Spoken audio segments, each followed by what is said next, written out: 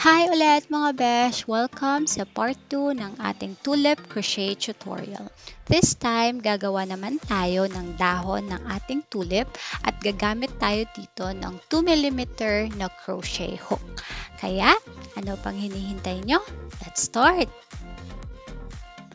Una, mag-slip stitch tayo at saka mag-chain tayo ng 25. 1, 2, 3, 4, 5, 6, 7, 8, 9, 10, 11, 12, 13, 14, 15, 16, 17, 18, 19, 20, 21, 22, 23, 24, and 25. Tapos, skip one stitch at mag-insert tayo ng 1 single crochet sa next stitch. Another 1 single crochet sa next stitch. Half double crochet on the next 2 stitches. Yarn over, insert your hook on the next stitch, grab a yarn, pull through, and grab a yarn and pull through 3 loops. Again, yarn over, insert your hook on the next stitch, grab a yarn, pull through, and grab a yarn and pull through 3 loops.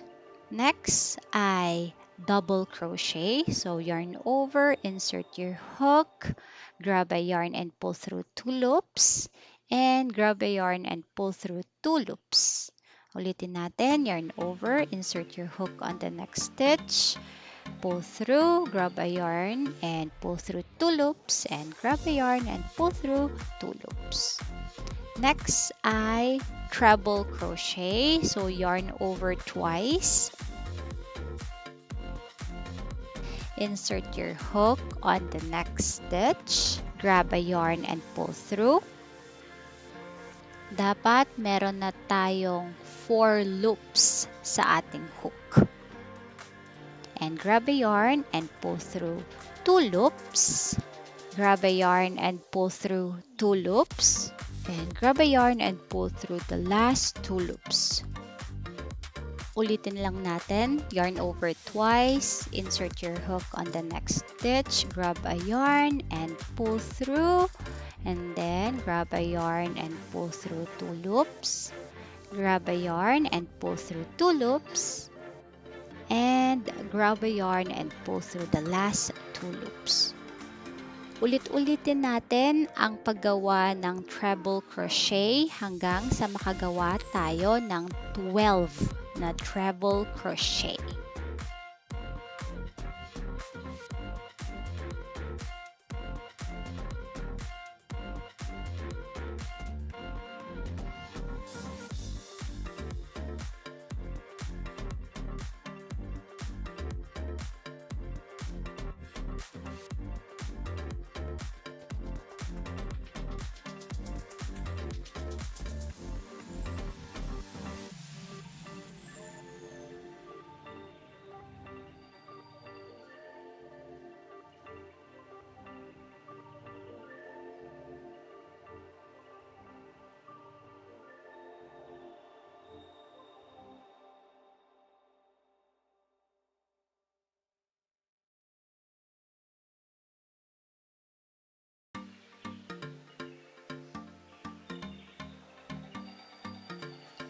This time, mag-double crochet tayo. So, yarn over, insert your hook on the next stitch, grab a yarn and pull through, and grab a yarn and pull through 2 loops, grab a yarn and pull through 2 loops. Ulitin lang natin yung ating double crochet.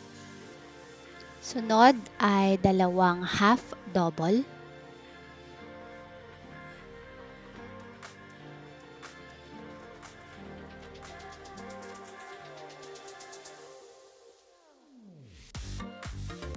at saka dalawang single crochet.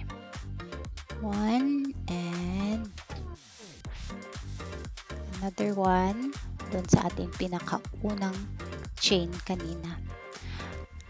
Tapos nun, mag-chain 1 tayo.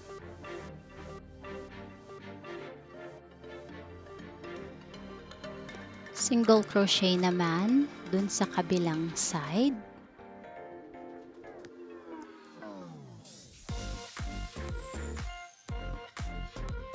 And then another single crochet on the next stitch.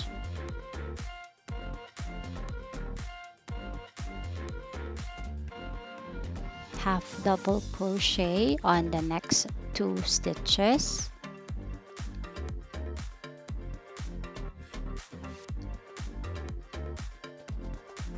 At ulitin lang natin yung pattern natin kanina.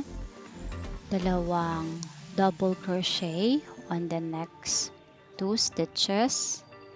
And then 12 na treble crochet on the next 12 stitches.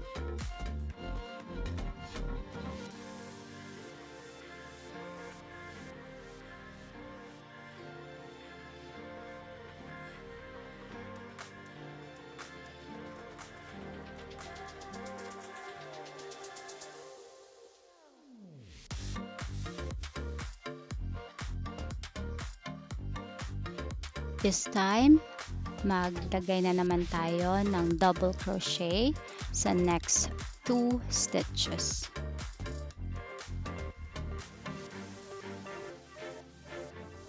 And then half double crochet on the next 2 stitches. So 1,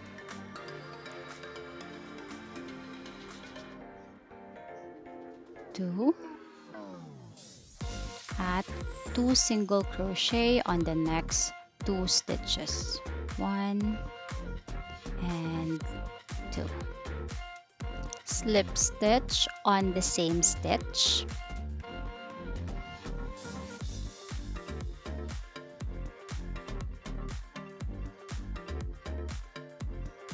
At maglalagay na tayo ng floral wire. I-weave in nyo lang yung floral wire nyo. So, ilagay natin yung floral wire dito sa loop na ito. And then, i-continue lang natin ang paggawa ng single crochet kasama si wire. So, kailangan natin makagawa ng 24 na single crochets.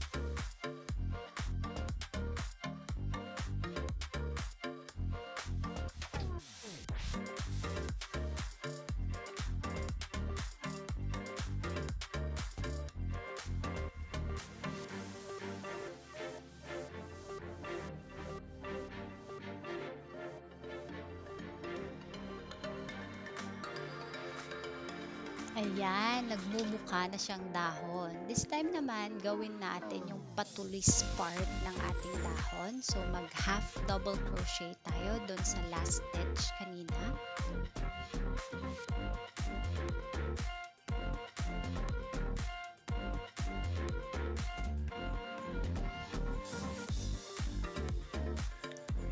half double, tapos mag-chain 2, 1, 2, at mag-slip stitch tayo doon sa half double crochet kanina. So, pasukan lang natin yung 3 loops kanina.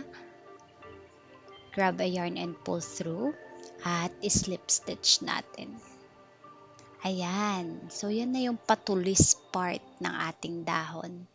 And then, continue lang natin yung paggawa natin ng single crochet at i-weave in natin ulit si wire.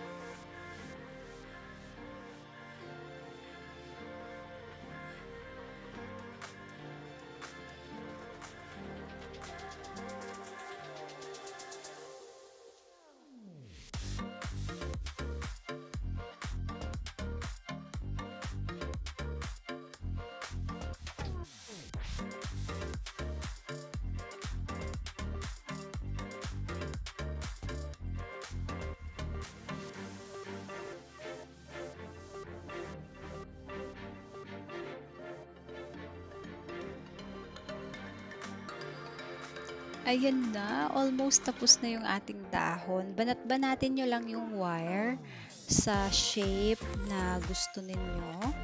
And then, yung last na step na gagawin natin ay magsi-slip stitch tayo doon sa ating first na single crochet kanina.